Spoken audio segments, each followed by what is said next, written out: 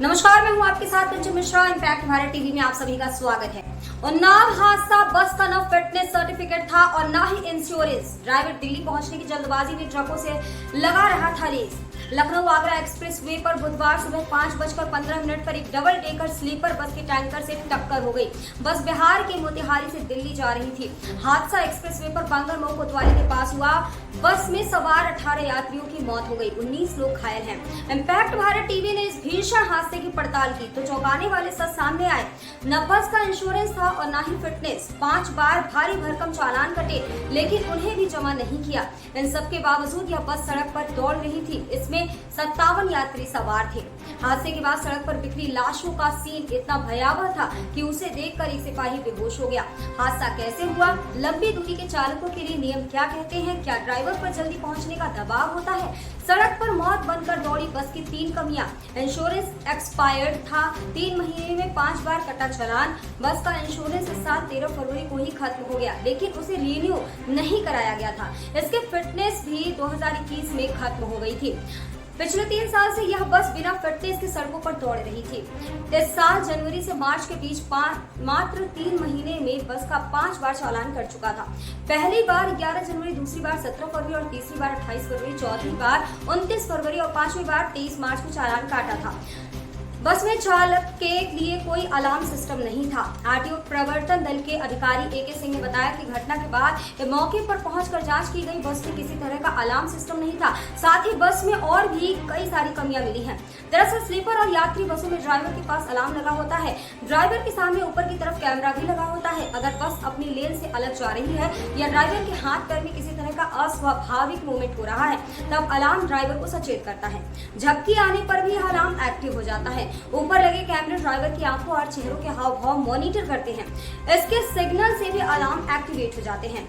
Travel company Jodhpur की महोबा के व्यक्ति के नाम पर 39 बसें। महोबा आरटीओ कार्यालय से मिली जानकारी के मुताबिक बस जोधपुर की कंपनी MSKC जैन ट्रैवल से जुड़ी हुई है।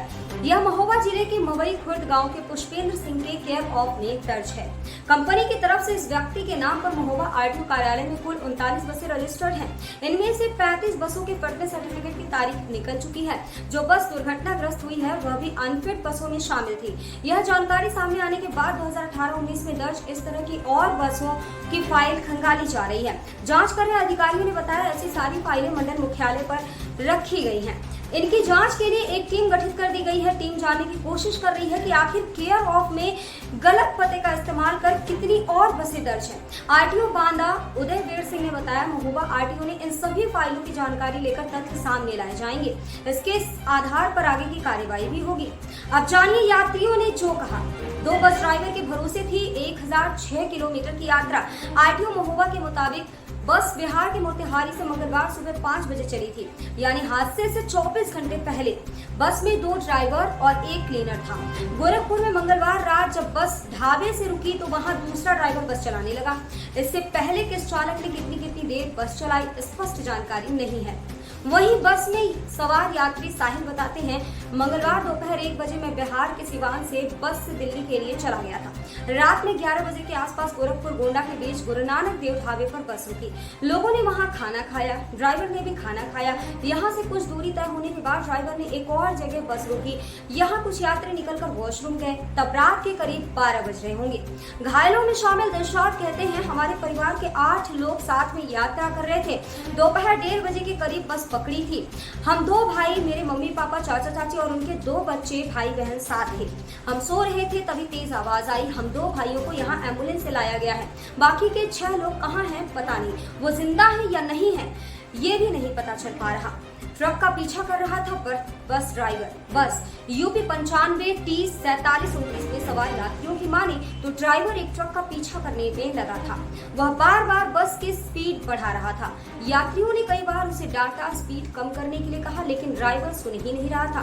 रात में जब लोग सो गए तो ड्राइवर ने फिर स्पीड बढ़ा दी। वह एक्सप्रेस वे पर चल रहे ट्रकों को ओवरटेक करने की कोशिश करने लगा। कुछ यात्रियों ने डीएम से यह भी बताया कि बस ड्राइवर ने एक ढाबे में शराब पी थी। हालांकि ड्राइवर की पोस्टमार्टम रिपोर्ट में इसकी पुष्टि नहीं हुई है। ऐसे जानलेवा सड़क हादसे कैसे रुक सकते हैं? इस सवाल के जवाब में उन्नाव जिला अस्पताल में forensic medical expert doctor Ashutosh Varshney कहते हैं, बस चालकों की नियमित मेडिकल जांच जरूरी है। ब्रेक लेते रहना चाहिए। आजकल तो कदम कदम पर स्टॉप बने हुए हैं। ऐसा नहीं करने पर लगातार क्लच और ब्रेक दबाते रहने पर पैर सुन्न पड़ने लगते हैं, जबकि तो बहुत ही आम बात है। शराब पीकर गाड़ी चलाना देश में अपराध की श्रेणी में आता है। ऐसा करने पर ड्राइवर अपने साथ साथ जितने लोग यात्रा कर रहे हैं सबकी जान जोखिम में डालते हैं। अभी के लिए बस इतना ही। बाकी देश दुनिया की हर छोटी बड़ी खबरों को देखने के लिए देखते रहिए आप इम्पैक्ट भारत टीवी। आप देख रहे हैं इम्पैक्ट भारत टीवी।